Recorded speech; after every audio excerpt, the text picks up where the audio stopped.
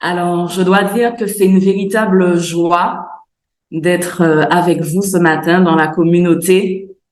Et comme à chaque fois que je dois prêcher l'Évangile, je vais chercher des encouragements auprès du Père. Et je lui ai demandé un petit encouragement ce matin parce que prêcher l'Évangile est un immense privilège, mais aussi une incommensurable responsabilité. Et puis, j'ai vu vos visages, j'ai vu vos noms.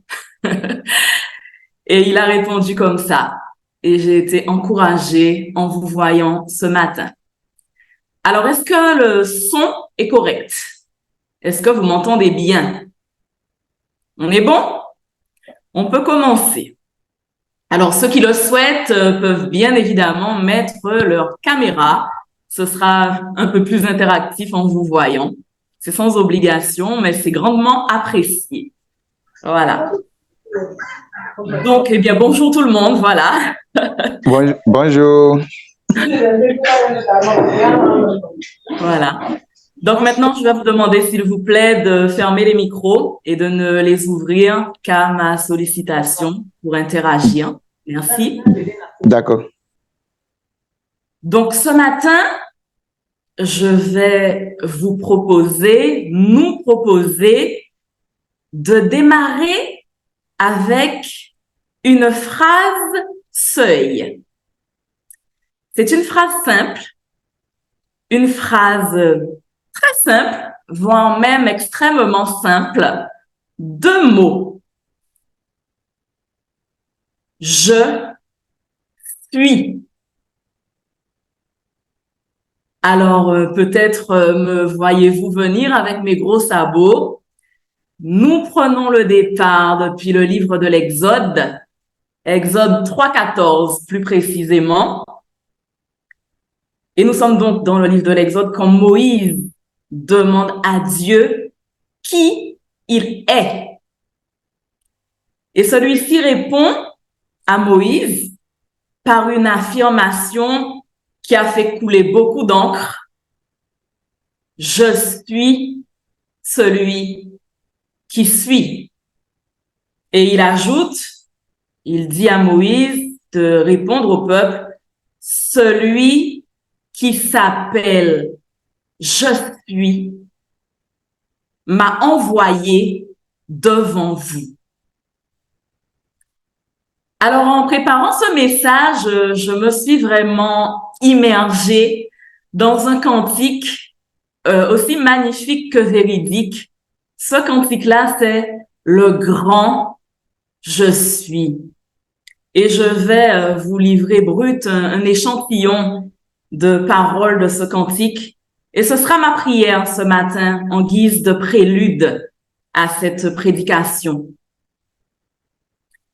Je veux me tenir devant ton trône où la vie l'emporte sur la mort. Je veux me tenir près de ton cœur, attirer le monde par ta lumière, voir les eaux brisées reprendre vie. Le grand je suis. Les montagnes tremblent devant toi et les démons s'enfuient quand ton nom est invoqué, roi de majesté. Aucun pouvoir de l'enfer ne pourra résister devant la puissance et la présence du grand je suis.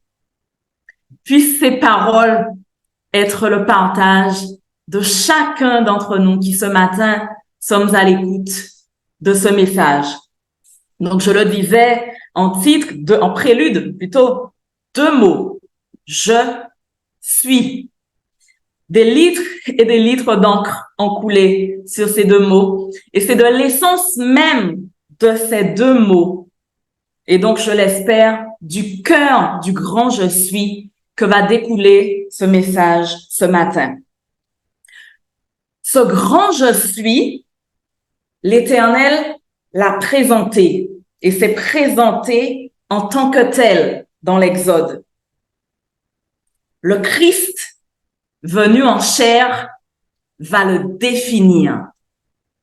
Et ce qui est intéressant avant d'entrer dans le vif du sujet, et on va interagir, ce qui est intéressant, c'est qu'en termes de datation approximative, l'Exode est daté à environ moins 1300, donc 1300 avant Jésus-Christ, à l'échelle, donc on raisonne à l'échelle du millier d'années.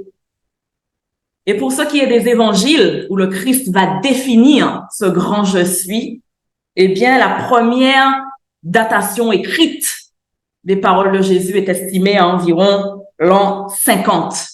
Donc, sur l'échelle d'une frise chronologique, ça nous démontre encore une fois à quel point Dieu est le véritable maître incontesté de l'histoire avec un H majuscule. Et donc, vu que nous sommes en église de maison, bien qu'elle soit dématérialisée, mais c'est un seul esprit, on va interagir comme si on était au salon et je vais vous proposer de commencer par un petit remue-ménage. On va brainstormer. Ça va être chouette de brainstormer. Donc, j'aurai 2 devinettes et une énigme. Donc, la différence, c'est que les devinettes, elles ont une équivalence de forme et que l'énigme, elle a une équivalence de sens. On va voir ça, on va affiner. Donc, ma première devinette, qui est afférente, qui se rapporte bien évidemment au fameux « je suis », elle concerne les « je suis » de Jésus. Première question, combien y en a-t-il? Et là, on peut ouvrir les micros.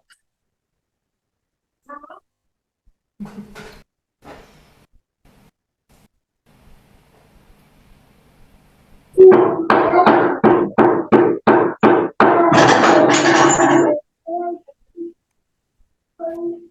je ne me trompe pas, il doit être 3 fois que Jésus répète « je suis », si je ne me trompe pas. Mais je me souviens de au moins 3 fois qu'il a dit. Au moins 3, au moins, oui, au moins. Il y en a plusieurs dizaines. Ah oui. Ceux de Jésus voilà, bon, les principaux dans les évangiles. Donc, les évangiles. Voilà, on va les recenser à 7. Donc, les 7 dans les évangiles, les 7 principaux, est-ce que vous auriez une petite idée? Quels sont-ils? Ça va vous revenir. Il y a le bon berger. Le bon berger. Alors, moi, j'en ai déjà 4.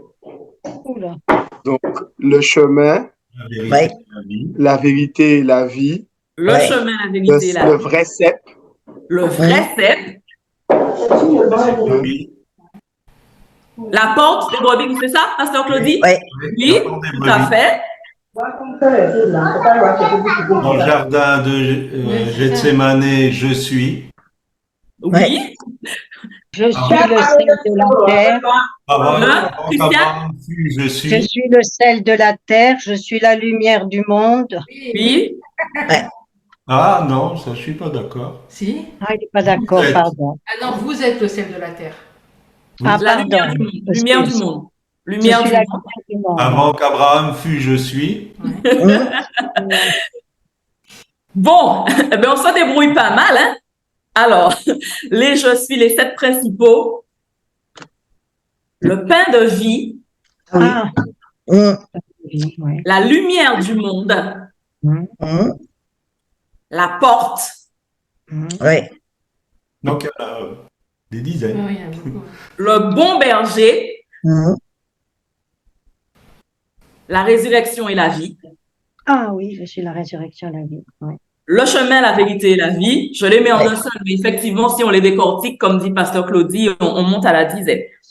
Et le vrai cep. Maintenant qu'on les a identifiés, on va les passer à l'entonnoir. Et donc, il y en a 5 sur les 7 où Jésus s'approprie une certaine notion d'exclusivité. Il s'autodétermine comme le pain de vie. Il n'a pas dit « je suis un pain, je suis un des pains ». Il a dit « je suis le pain de vie ». La lumière du monde, pas une lumière ni une des lumières. La porte, pas une porte. La résurrection et la vie, pareil, il n'y a pas 36 000. Le chemin, il n'y a pas 36 chemins, le chemin c'est Christ. Je suis le chemin, je ne suis pas un chemin, un des chemins qui mènent au Père. Non, je suis le chemin, la vérité et la vie. Nul ne vient au Père que par moi. Et il y en a 2, et c'est là que vient mon énigme, et le fait que je parlais de passer à l'entonnoir. Il y en a 2 où il y a une équivalence de sens, et on a un peu la perte de cette notion d'exclusivité, parce que Jésus va rajouter des adjectifs qualificatifs qui vont nous mettre la puce à l'oreille et nous dire attention, vigilance. Olivier? C'est. Oui, alors je suis le vrai cep. Le vrai cep. Et je suis le bon berger. Ah! Le bon berger. Ouais. C'est ça. Il n'a pas dit je suis juste le cep, bien qu'il l'ait dit après, mais il a quand même précisé qu'il est le vrai cep. Et ça, c'est un indicateur qui, moi, me met la puce à l'oreille et me fait me dire alerte, vigilance. Il y a un faux. S'il y a le vrai cep et qui a besoin de le préciser, c'est qu'il y a une contrefaçon quelque part. Il y a un faux fruit. Et le bon berger, il y a un mauvais berger. Et donc, maintenant que nous avons extrait le substrat de notre message, je suis donc en mesure de vous en proposer le titre, d'en délivrer l'intitulé. Mon message d'aujourd'hui s'intitule « Les 2 bergers ». Alors, c'est intéressant parce que pour la petite histoire, hier, on avait notre réunion de dames, elle, en présentiel, comme tous les 15 jours. Et je me suis posée et j'ai juste lu Jean 10, la parabole du bon berger. Et il y a une sœur très simple, qui n'est pas dans la quête d'érudition ni quoi que ce soit, mais qui aime l'évangile, qui reçoit vraiment l'évangile avec un empressement de cœur et une simplicité d'enfant. Elle a été saisie du Saint-Esprit. Elle a reçu une visitation et elle s'est écriée les 2 bergers. Et elle ne savait pas du tout que c'était sur cela que j'allais prêcher aujourd'hui. Et j'ai été puissamment fortifiée dans mon esprit, dans mon être intérieur profond par cet état de fait. Et c'est sur cela que je vais développer aujourd'hui, si vous le voulez bien. Donc, pour ouvrir cette première partie, on va proclamer un verset ensemble. On va ouvrir les micros, tant pis pour la latence. Dès qu'on a fini, vous les refermez. On va proclamer, mais vraiment avec foi et avec conviction, le premier verset du psaume 23. Pas la peine d'aller chercher dans la Bible. Le chrétien né de nouveau, converti, qui ne connaîtrait pas psaume 23, verset 1 par cœur, mériterait un psaume. Donc, on va ouvrir les micros et on va proclamer ensemble, mais vraiment avec foi et conviction, que l'Éternel est mon berger, je ne manquerai de rien. Vous êtes d'accord? On fait ça? OK. On y va à 3. L'Éternel est mon berger, je ne manquerai de rien. Bien. On peut refermer les micros et c'est alors que je vais nous introduire sans surprise dans la parabole, dans la similitude du bon berger. Donc, Jean 10, est-ce qu'il y aurait un volontaire, idéalement dans la version seconde, pour nous lire Jean 10, les versets 1er à 18? Sinon, je le ferai moi-même, mais si quelqu'un se désigne, se dévoue, ce sera intéressant aussi. Je lis moi, Ima. Oui, on t'écoute. Les 3 premiers? Verset 1 à verset 18, s'il te plaît. 18. D'accord. En vérité, je vous le dis. Celui qui ne rentre pas dans l'enclos des brebis par la porte, mais s'introduit par un autre endroit, est un voleur et un brigand. Mais celui qui entre par la porte est le berger des brebis. Le gardien lui ouvre et le brebis écoute sa voix. Il appelle par leur nom les brebis qui lui appartiennent et il les conduit dehors. Lorsqu'il a toutes fait sortir, il marche devant elles et les brebis le suivent parce qu'elles connaissent sa voix. Elles ne suivront pas un étranger, mais elles fuiront au contraire loin de lui parce qu'elles ne connaissent pas la voix de l'étranger. Jésus leur dit ces paraboles, mais ils ne comprirent pas de quoi il leur parlait. Jésus leur dit encore, en vérité, je vous le dis, je suis la porte des brebis. Tous ceux qui sont venus avant moi sont des voleurs et des brigands, mais les brebis ne l'ont pas écouté. C'est moi qui suis la porte. Si quelqu'un entre par moi, il sera sauvé. Il entrera et sortira et il trouvera de quoi se nourrir. Le voleur ne vient que pour voler, égorger et détruire. Moi, je suis venu afin que le brebis aille la vie et qu'elle aille en abondance.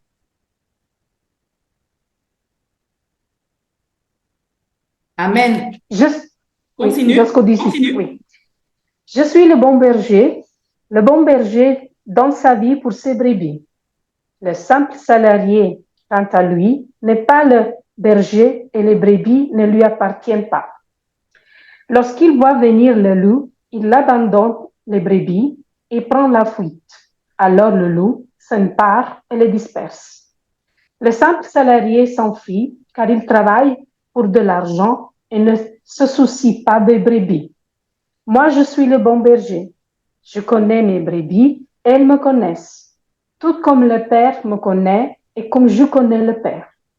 Je donne ma vie pour mes brebis.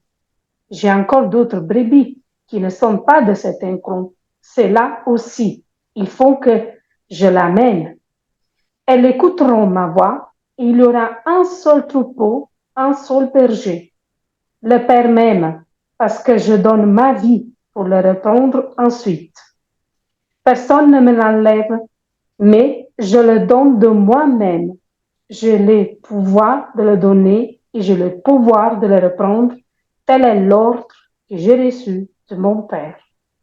Amen. Amen. Que Dieu bénisse sa parole et je vais mettre cette parabole du bon berger en perspective avec quelques pépites de Zacharie 11. Écoutez très bien. Zacharie 11, versets 4 et 5. Le Seigneur mon Dieu parle ainsi.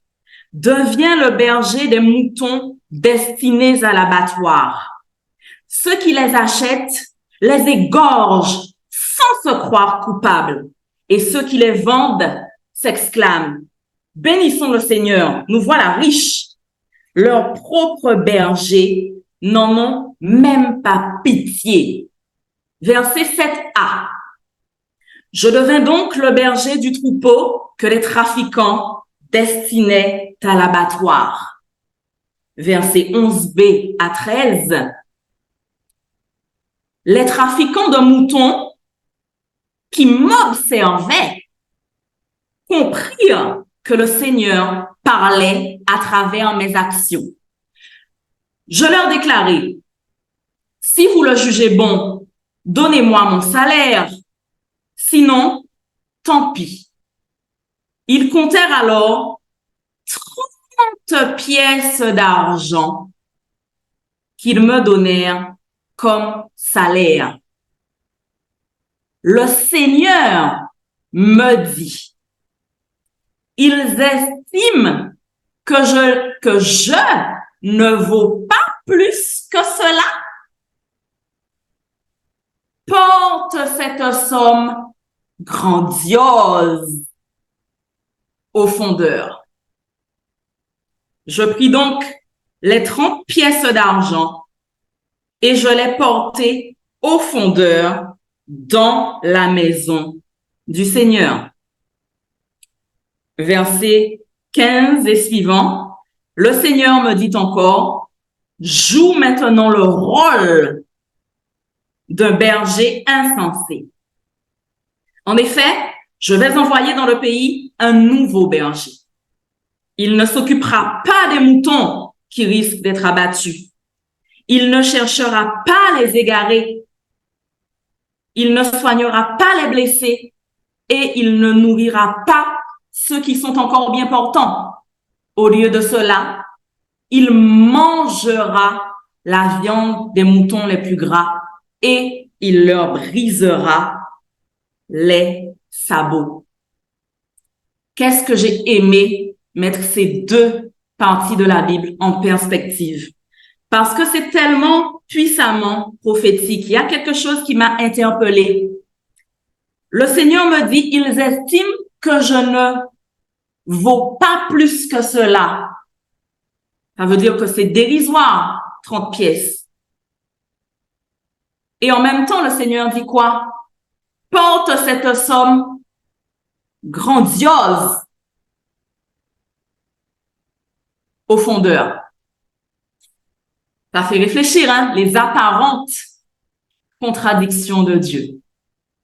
La folie de Dieu qui est plus sage que la plus grande sagesse des hommes. Comment une somme aussi vile, ils estiment que je ne vaux pas plus que cela, peut-elle être aussi grandiose? Parce que c'est le prix du rachat.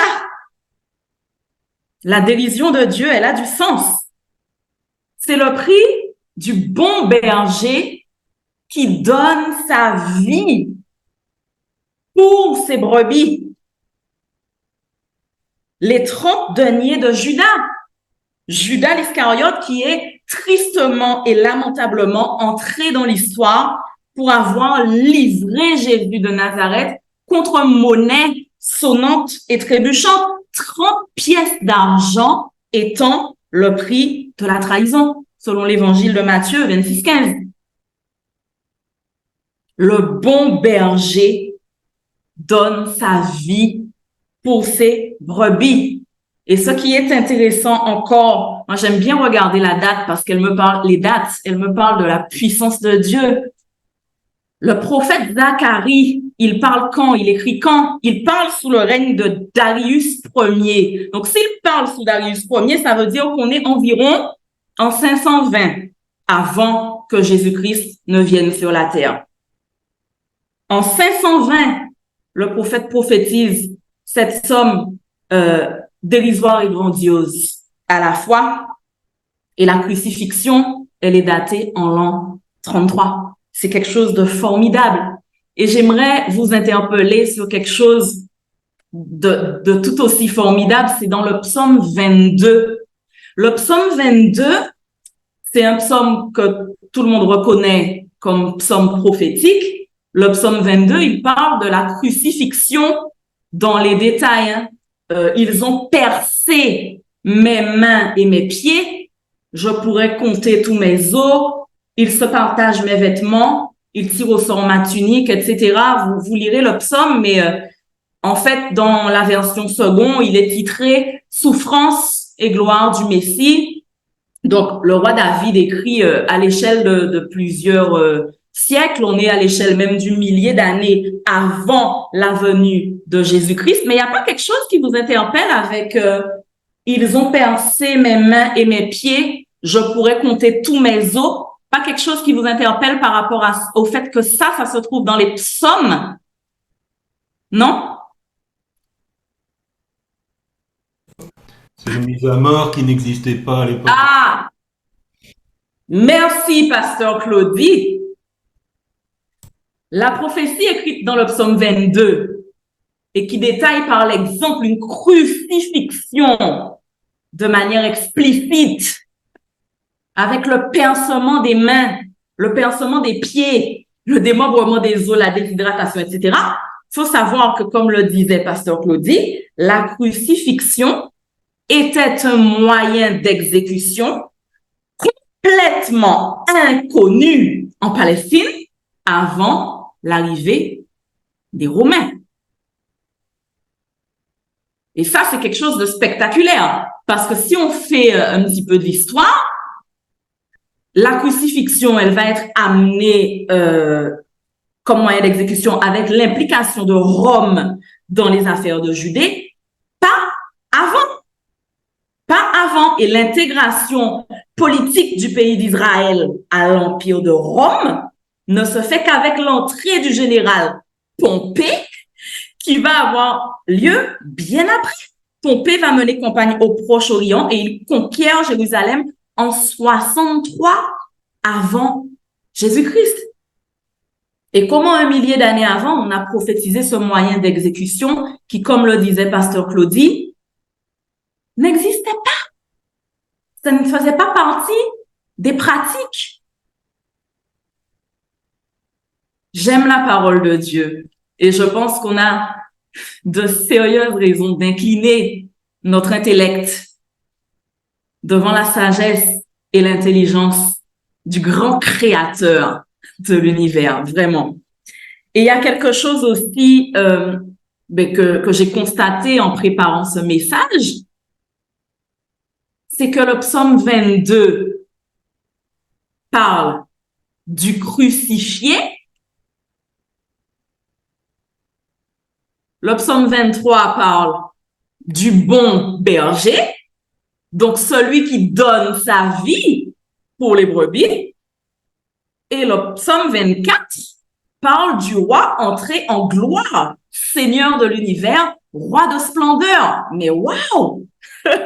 Je sais pas pour vous, mais moi, franchement, j'étais soufflée devant de telles merveilles de la parole de Dieu. Et j'ai trouvé ça vraiment magnifique. Et je pourrais même filer le truc et poursuivre au psaume 25, parce que du coup, j'ai été regarder aussi. Et le psaume 25, eh ben, il nous invite à nous laisser éduquer quant au chemin à suivre et à l'instruction à recevoir. À nous laisser éduquer. Et ce sera mon pivot pour la suite de ce que je vais dire. Maintenant que nous avons amorcé les deux bergers, nous allons, parce que dans Zacharie, on a eu aussi les caractéristiques du berger insensé, trafiquant de moutons, etc. Maintenant qu'on a amorcé ça, on va parler un petit peu des brebis. Ce que je constate à la lecture de Jean 10, que nous lisait Imma, la sœur Imma, c'est qu'une brebis du Seigneur, elle est intelligente. Et cette intelligence, pour moi, quand je regarde Jean 10, la parabole, elle est déclinée en 3 points cruciaux. Elle a du discernement. Ça veut dire qu'elle reconnaît sa voix, avec un S majuscule, la voix du bon berger, parmi toutes les autres voix. Au milieu du brouhaha du monde, elle peut reconnaître la voix du bon berger. Deuxième point, elle connaît son identité.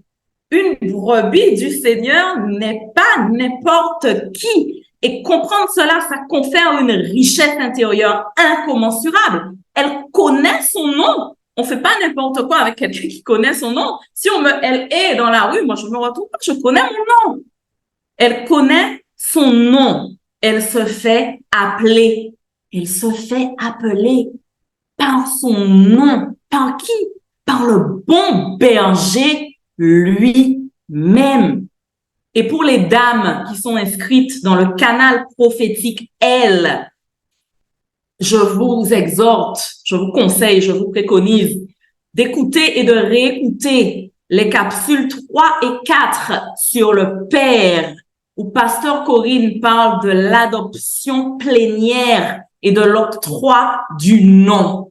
Je ne vais pas faire de redite, ça va. Celles qui ne sont pas abonnées au canal, vous irez vous abonner, vous aurez tout ça à disposition. C'est une richesse. Elle connaît son identité. Et la troisième déclinaison cruciale de l'intelligence de la brebis du Seigneur, last but not least, la dernière mais pas des moindres. Et là, c'est vraiment, je parle maintenant, je mets ma casquette de pédagogue pour parler. Elle est éduquée. Elle est éduquée par le bon berger lui-même. Pourquoi? Je vais vous le dire. Le mot éduqué, maintenant, il est sur toutes les lèvres. Hein. Il est sur toutes les lèvres, on veut tout faire, à tel point qu'il en est devenu galvaudé. Et il est devenu galvaudé. Pourquoi? Parce qu'il a été dépossédé de sa substance première. Puisque, le saviez-vous, est-ce que vous savez à qui on doit ce mot-là, éduqué? Et la définition magistrale qui lui a été donnée. On les doit à Jésus-Christ de Nazareth, dans la parabole du bon berger, Jean 10. Le verbe éduquer vient du latin educit, qui veut dire tirer hors de. Je les conduirai dehors, ex ducere, hors des cloisonnements de la servitude, vers les verts pâturages, les pâturages herbeux du psaume 23, hors de l'aridité d'une vie de dessèchement, le dessèchement du cœur, une vie sans espoir, vers les eaux saines, limpides, rafraîchissantes, désaltérantes d'une vie abondante. C'est ce Jésus-Christ-là que moi, je prêche. Être une brebis du Seigneur, être éduqué par le Christ, être éduqué par le bon berger, c'est avoir la garantie de ne plus être un mouton de panurge. Retenez bien cette expression parce que ce sera ma deuxième partie. Entre les deux, on va faire une pause avec un chant, petit interlude, mais retenez bien, educit, ex ducere, il est là pour nous éduquer et c'est ce qu'on retrouve dans le psaume 25, l'éducation par le bon berger qui nous donne la garantie de ne plus être un mouton de panurge. Est-ce que tout le monde est avec moi? Que Dieu nous donne ce souffle nouveau pour que nous puissions travailler pour lui. Chacun à notre échelle, chacun dans notre sphère. Nous parlions tout à l'heure des moutons de panurge. Donc, on va continuer avec des questions. Il n'y a pas que moi qui parle aujourd'hui. Tout le monde connaît cette expression qui est passée dans le langage populaire. Les moutons de panurge. Quelles seraient vos propositions de définition? C'est quoi un mouton de panurge? Je dirais pas, parce que je sais. Voilà. Et les dames qui étaient à la réunion, où Michael exhortait là-dessus, ne prenez pas la main, ne prenez pas la priorité, laissez-la à ceux et celles qui n'étaient pas là. C'est quelqu'un qui suit sans s'occuper des autres, je pense. Qui suit? Sans le mouvement, sans rien dire. Qui suit le mouvement. Ouais. Je suis d'accord avec ça. C'est quelqu'un qui suit les autres sans trop réfléchir. sans trop Sans avoir réfléchir, d'esprit critique. sans esprit critique. Les définitions s'emboîtent et s'articulent parfaitement. Quelqu'un qui suit le mouvement sans réfléchir et sans esprit critique. Je crois qu'on est tous d'accord avec ça. Donc, si on regarde... Oui, Olivier? Et puis même dans les mauvaises, surtout dans les mauvaises directions. Ah, complément d'information qui n'est pas négligeable. Surtout, même et surtout... Dans les mauvaises occasions. Dans les mauvaises orientations, les mauvaises directions. Donc, si on regarde la définition littéraire de ce qu'est un mouton de Panurge, vous trouverez textuellement la définition suivante.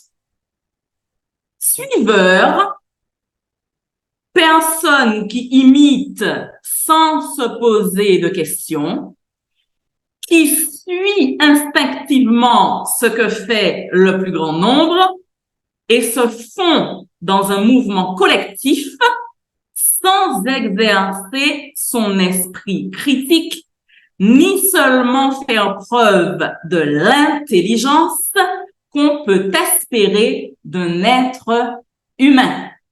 Ceci pour caractériser l'esprit grégaire, esprit d'imitation de personnes qui vont s'agglomérer dans une collective paralysie de l'esprit critique. Je continue avec mes questions. On va remonter aux sources des choses. On va aller aux origines. Savez-vous à qui l'on doit cette expression mouton de Panurge qui est passée dans le langage populaire? Les dames du groupe L, on laisse la main. Je ne suis pas une dame du groupe L, mais je connais la réponse, donc je vais laisser les autres chercher. Qui est l'auteur? Christiane, qui est quand même une dame du groupe L, mais on va lui donner la main. Christiane, on t'écoute. C'est pas Rabelais dans Pantagruel? C'est Rabelais. Dans Pantagruel, je crois. Et on va parler de tout ça.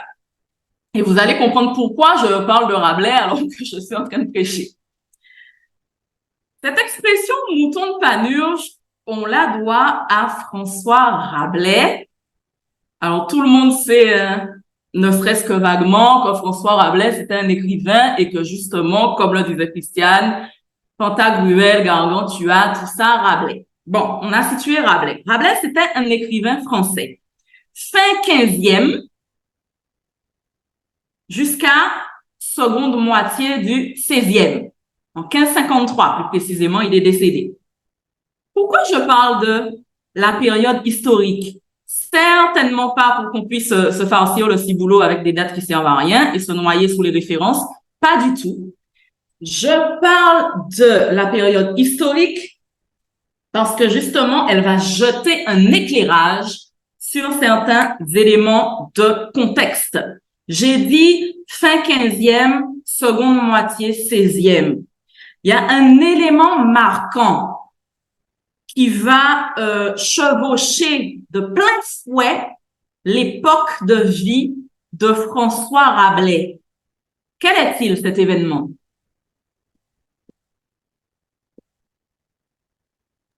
C'est pas l'impression de la Bible? C'est la réforme. Et, ouais, la réforme. C'est corrélé, voilà. C'est la réforme, les amis. Ouais. Et d'une manière ou d'une autre, on est toujours influencé par son époque, que ce soit, je crois que il me semblait que c'est Martin Luther King qui a dit ça, que ce soit en tant que thermomètre, ça veut dire qu'on va prendre la température ambiante, ou que ce soit en tant que thermostat, c'est-à-dire qu'on va recréer et maintenir les conditions d'une autre température, parce qu'on ne va pas se conformer. Et c'est pour ça que d'aucuns ont dit, enfin, il a été dit en tout cas, qu'un chrétien thermostat a la capacité de changer l'atmosphère. Donc Rabelais, on sait que c'est l'écrivain, mais ce qu'on sait moins de Rabelais, c'est qu'à la base, Rabelais, c'était un moine. C'est un moine qui était un fin lecteur de la Bible, dont la période de vie a été chevauchée de plein fouet par la réforme protestante et qui a commencé à aiguiser son esprit critique. Rabelais va commencer à questionner le cœur de la réforme protestante, singulièrement les 5 sola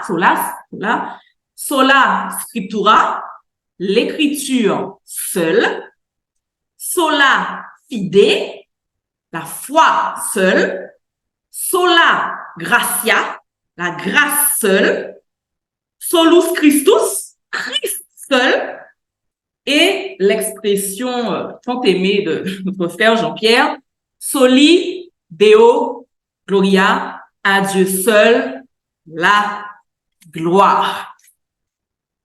Rabelais va trouver une certaine forme d'adhésion, une certaine résonance. Et il va sentir un brûlot sur les dérives et abus du courant religieux dominant établi. Sans surprise, je vous laisse deviner qu'il va très rapidement se faire taxer d'hérétique, bien évidemment, et en riposte, Rabelais va devenir profondément anticlérical, mais il va rester familier des textes bibliques à tel point qu'il va être porteur dans et à travers son œuvre, d'une certaine frange de son œuvre en tout cas, de ce que ses pairs ont admis comme une sensibilité évangélique. Et ce qui est dans ce contexte, on arrive au fameux Mouton de Panurge.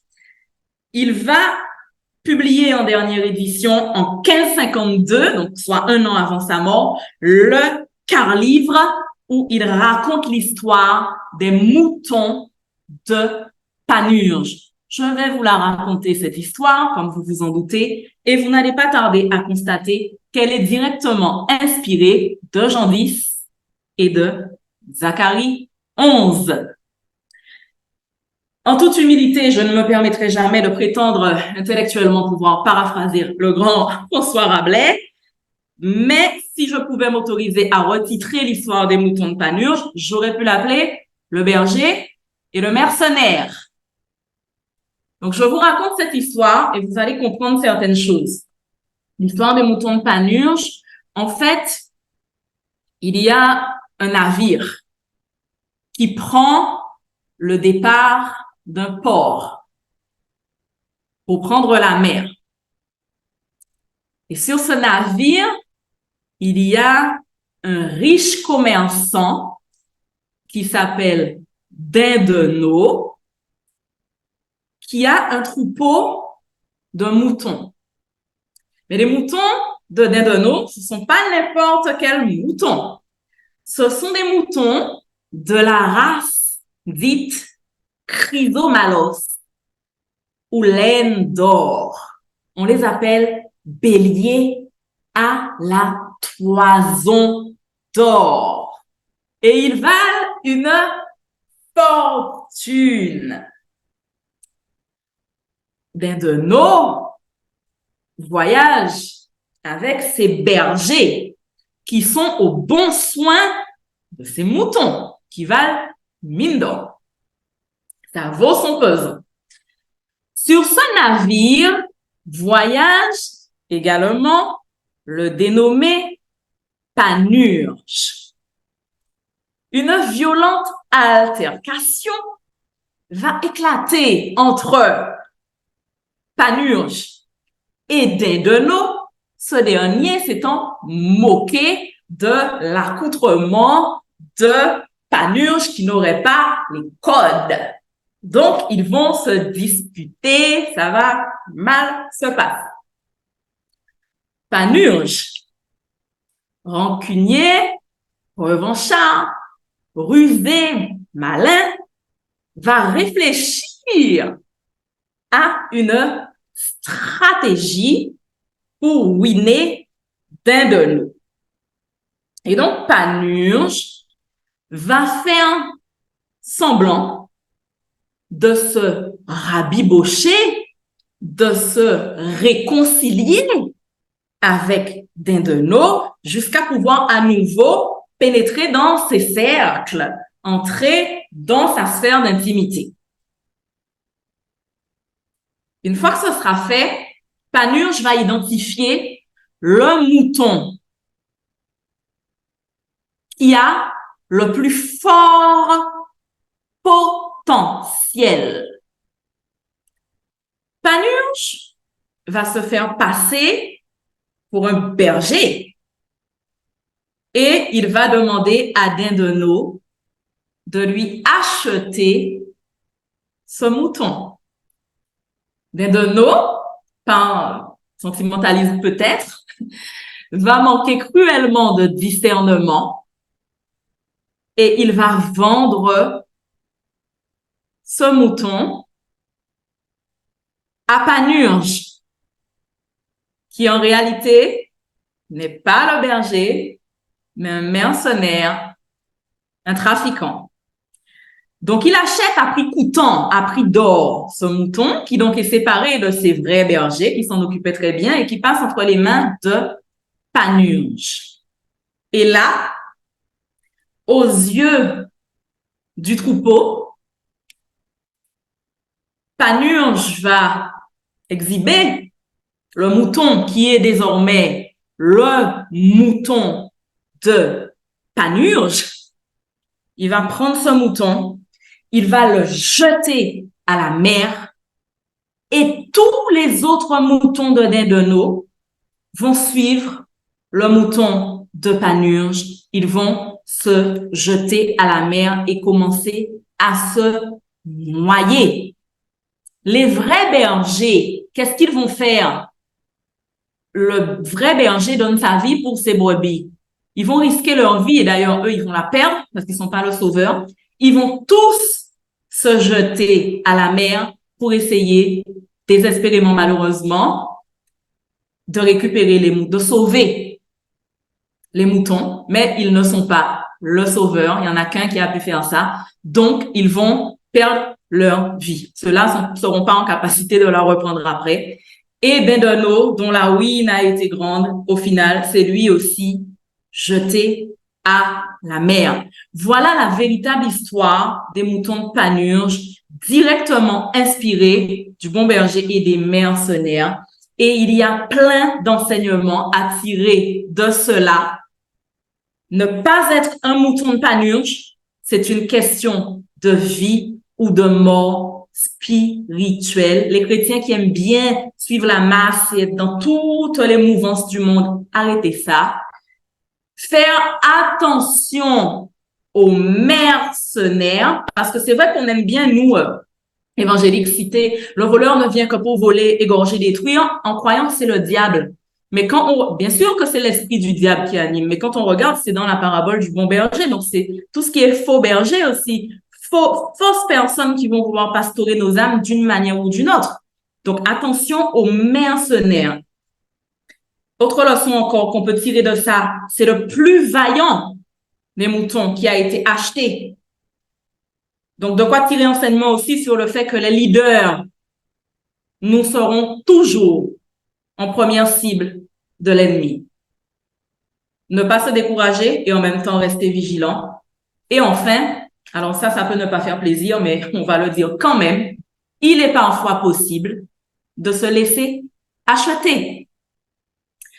Donc, en parlant de cette histoire de jeter à la mer, je ne sais pas si vous connaissez le court-métrage Perdu en mer. Peut-être pas, vous pourrez toujours chercher. Et pour trouver plus facilement, je vais vous rediriger vers un enseignement du pasteur Claudie, qui a été donné le 20 novembre de l'année dernière. Oui. Il n'y a personne sur Telegram, donc éventuellement, on peut le passer. Si vous estimez que ça ne rallonge pas trop, parce qu'après, je n'aurai plus grand-chose à dire. Donc, oui, pour moi, on tient les délais. Donc, parfaitement. Donc, je finis de parler et on le passe. C'est très bien, ce sera la pause. Donc, je disais que il a été donné en première partie de l'enseignement de pasteur Claudie du 20 novembre dernier. Les obstacles au service, que vas-tu décider? Une petite douzaine de minutes. Et en fait, il y a un navire, vous allez voir, hein, le Corpus Christi, qui représente le corps de Christ. Et il y a plein de gens autour qui font naufrage à la mer. Et il y a des gens, des personnes qui sont des membres du Corpus Christi, qui vont pas vouloir aller se mouiller la chemise pour aller sauver les gens, qui vont dire tant pis pour ces gens-là. Et il y en a que très peu qui vont se jeter à la mer. Le bon berger donne sa vie pour ses brebis. Il y a une chose qui avait beaucoup touché mon mari. Il faisait un accompagnement pastoral avec le pasteur Claudie. Et il remerciait le pasteur Claudie et il m'a dit, ça m'a touché au point de me transformer. Le pasteur Claudie m'a dit, Olivier, je suis un Marines et un Marines ira jusqu'au bout. Et s'il faut y aller, s'il faut plonger, je vais plonger et je ramène tout le monde.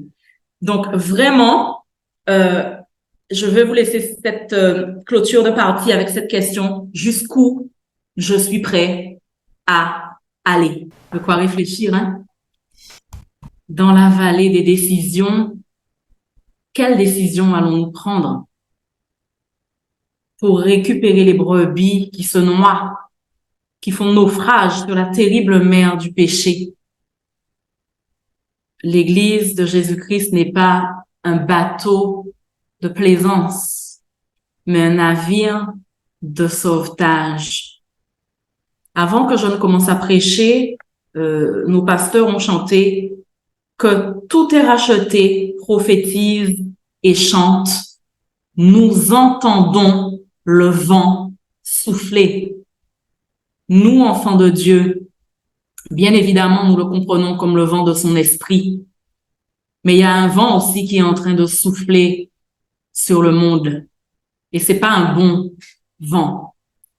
Et le désastre, ce qui est lamentable, c'est que plusieurs vont préférer rester enfermés dans leur entre-soi pour préserver leur petit confort. Parce qu'en fait, au fond, tout au fond, ils savent que la mission n'est pas exempte de danger. Notre maître, le Christ, ne nous a pas vendu du rêve. Il a été extrêmement lucide et très réaliste.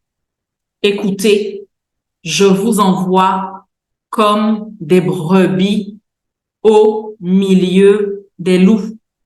Matthieu 10, verset 16. Donc, les brebis du Seigneur, elles seront prédatées. En tout cas, il y aura des tentatives, mais ça s'arrête pas là. Fort heureusement pour nous. Voilà, je vous envoie comme des brebis au milieu des loups. Bye bye, c'est fini. Non, non. Enfin, moi, je pense que je serais restée dans le salon du Corpus Christi si c'était ça. Mais ce n'est pas ça. Je vous ai présenté en deuxième partie le berger éducateur qui nous éduque pour que justement nous puissions sortir en mission.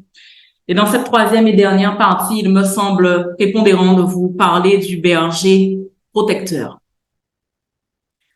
Le bon berger protège. Et je vais prendre un tout petit verset du psaume 23 que je pense nous connaissons tous plus ou moins par cœur. C'est « Tu oins d'huile ma tête ». J'aimerais ce matin le revisiter avec un éclairage quelque peu différent de ce qu'on entend d'habitude par rapport à l'onction, le revêtement, la puissance et tout. J'aimerais ce matin qu'on explore un peu les liens, les corrélations, les jonctions croisées entre onction et protection. Et pour cela, ça nécessite d'intégrer quelques connaissances de base en pastoralisme. Le roi David, auteur-rédacteur de ce psaume 23, pour avoir été berger lui-même, connaissait bien ce métier, au point de s'identifier lui-même à la brebis à travers une figure de style. N'oublions pas que les psaumes sont répertoriés dans les livres poétiques. Et donc, c'est la personnification d'une brebis qui s'adresse à son berger. Et le fait que ce petit verset, ou même ce petit bout de verset, « Tu oins d'huile ma tête », se trouve dans la partie qui fait référence aux adversaires, à ceux qui lui veulent du mal, eh bien, ce n'est pas anodin pour apporter le complément qui va éclairer notre compréhension. c'est tu oins d'huile ma tête en face de mes adversaires. Enfin, tu me dresses devant moi une table en face de mes adversaires, tu oins d'huile ma tête. Voilà. Donc, pour comprendre ça, on va emprunter une leçon de choses au pastoralisme. Jésus, pour moi, c'est mon plus grand mentor en pédagogie. J'ai eu la bénédiction d'avoir quelques enseignants remarquables dans ma formation personnelle, mais je n'ai trouvé personne qui puisse être comparable au Christ en termes de qualité d'enseignement. Et il a beaucoup utilisé les leçons de choses pour illustrer, pour imager ses propos et ouvrir notre compréhension. Donc, on va emprunter, je vais suivre son exemple. On va emprunter une petite leçon de choses au pastoralisme. Alors, j'en sais quelque chose parce que nous, on a des cabris, des chèvres. Donc, c'est quelque chose qu'on connaît un peu. Il faut savoir que les brebis, elles sécrètent de l'acide lactique. L'acide lactique, ça attire des mouches, des moucherons et des moustiques. Et ces mouches-là, ou ces moucherons-là, chez nous en Guadeloupe, on appelle ça des yin-yin. C'est très désagréable parce que c'est tout petit et ça pique fort. Mais elles vont venir bourdonner autour de la tête de la bête, de la brebis. Elles vont harceler l'animal et elles vont, écoutez ça très bien parce que spirituellement, ça va devenir hyper intéressant. Elles vont s'infiltrer par la respiration dans la cavité nasale pour y déposer leurs œufs. Ces œufs-là vont faire une infestation par des larves qui vont commencer à creuser dans la chair. Ça va générer une infection. Cette infection va susciter une inflammation. Et cette inflammation, elle va être à l'origine de quoi? De la cécité. La brebis devient aveugle. Au plus fort de la torture, il y a comme un vent de folie qui s'empare de l'animal,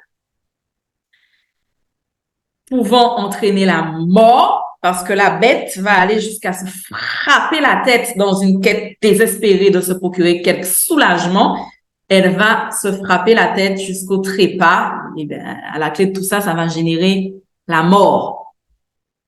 La cécité précède la mort. Spirituellement, cela n'est-il pas sans nous rappeler une attaque spirituelle?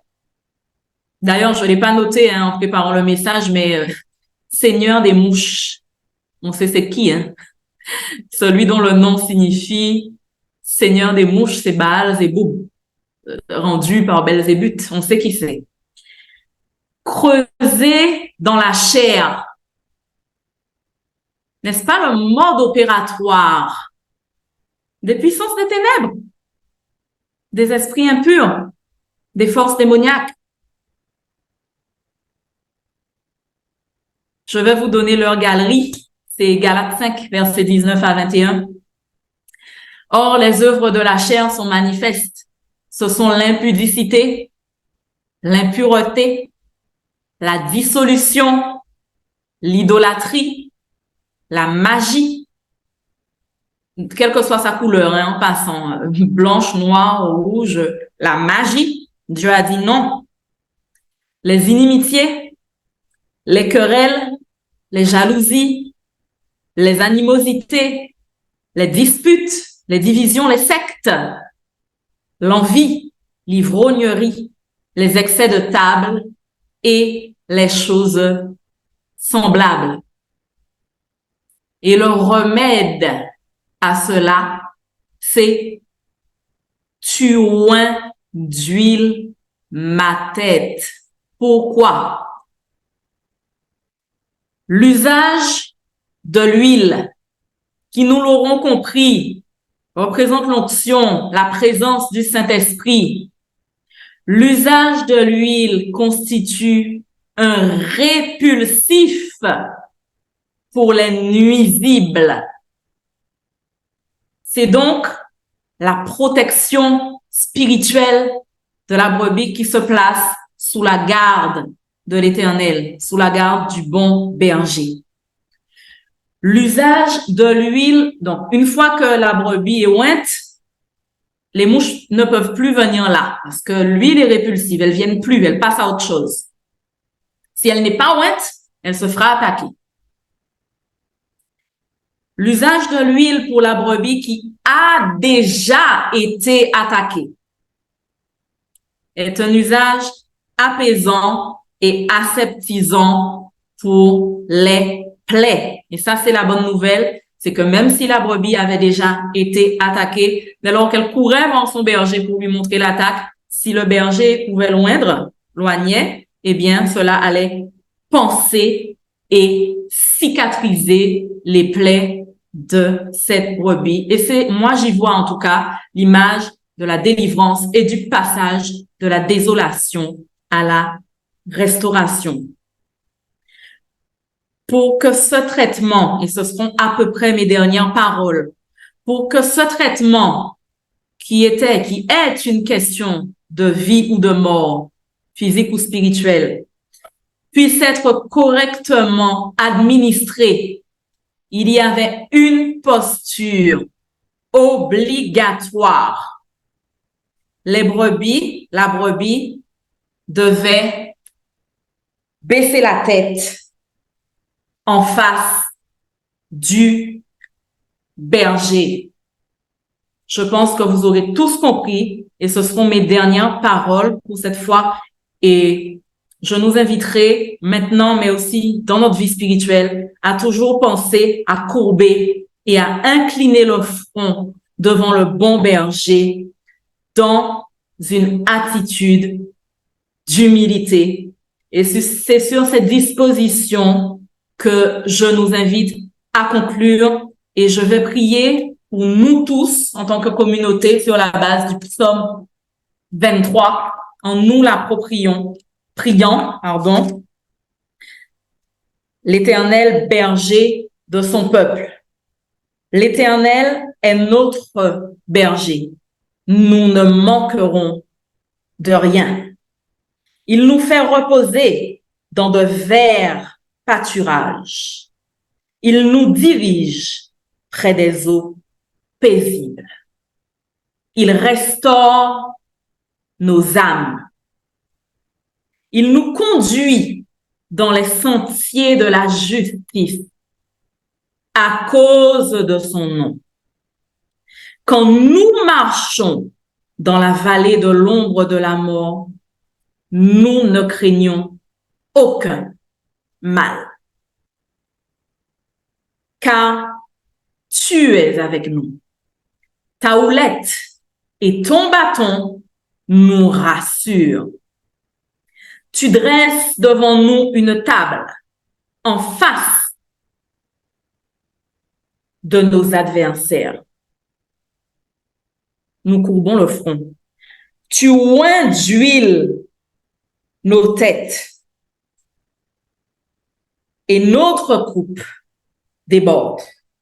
Oui, le bonheur et la grâce nous accompagneront tous les jours de notre vie et nous habiterons dans la maison de l'Éternel jusqu'à la fin de nos jours.